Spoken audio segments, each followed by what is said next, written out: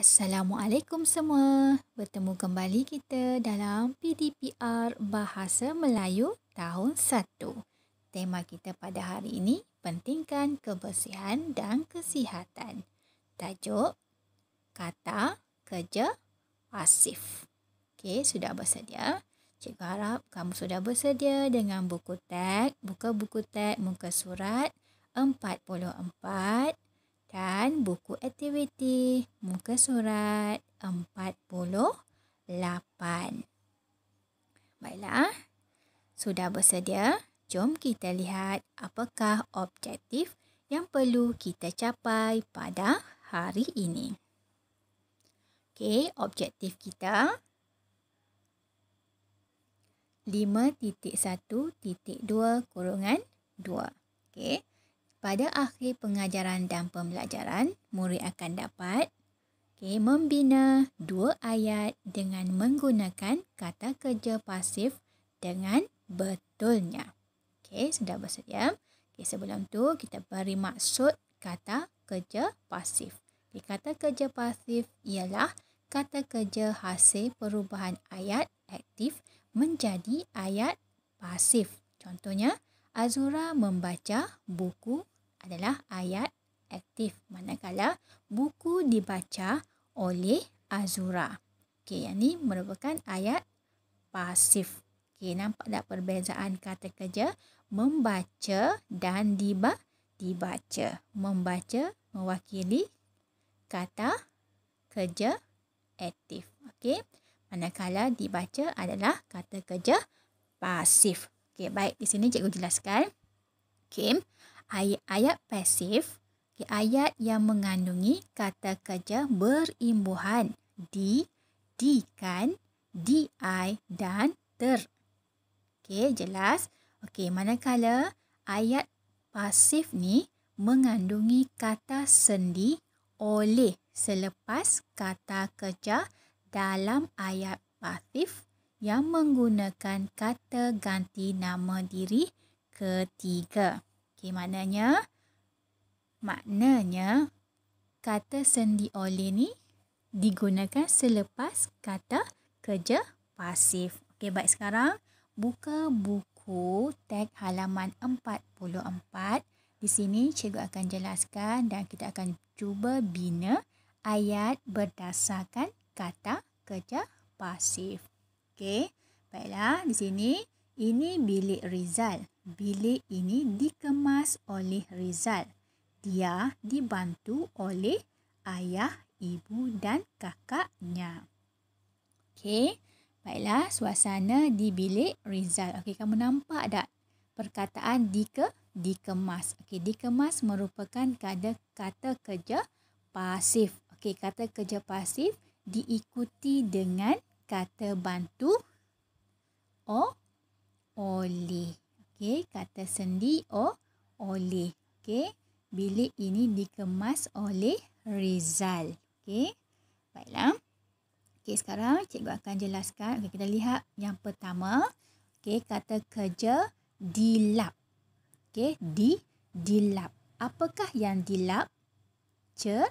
Cermin. Okey, cermin tingkap merupakan objek. Jadi, cermin tingkap dilap.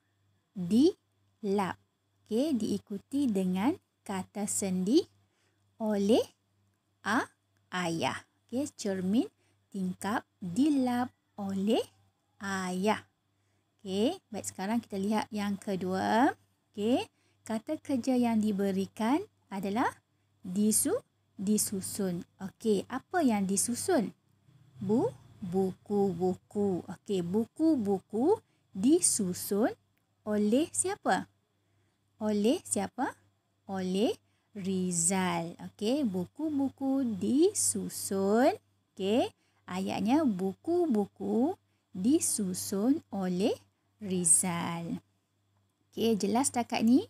Okey, sekarang cikgu akan terangkan contoh yang ketiga pula. Okey, sekarang kita akan lihat contoh yang ketiga. Okey, disangkut. Apa yang disangkut? baju-baju. Okey, baju-baju merupakan objek. Okey, disangkut oleh siapa? Oleh ibu. Okey, jadi ayatnya akan berbunyi baju-baju disangkut oleh ibu. Baju-baju disangkut oleh ibu. Okey, baiklah. Sekarang cikgu akan terangkan contoh yang keempat. Okey. Contoh yang keempat. Okey, siapa yang terlibat? Kakak. Okey. Apa yang disapu oleh kakak? Ya, betul. Sampah. Sampah merupakan objek. Jadi, sampah disapu. Disapu oleh siapa? Kakak. Okey, sampah disapu oleh kakak. Okey, sekarang lihat yang kelima. Okey, contoh yang kelima. Okey, kata kerja pasif diberi ditukar. Apa yang ditukar? Cadar. Okey, cadar ditukar oleh siapa? Oleh ibu. Okey, cadar ditukar oleh ibu apabila kotor. Okey, jelas di sini anak-anak? Okey, cikgu harap kamu dapat memahami apa yang diterangkan oleh cikgu. Okey, sekarang buka buku aktiviti halaman 48.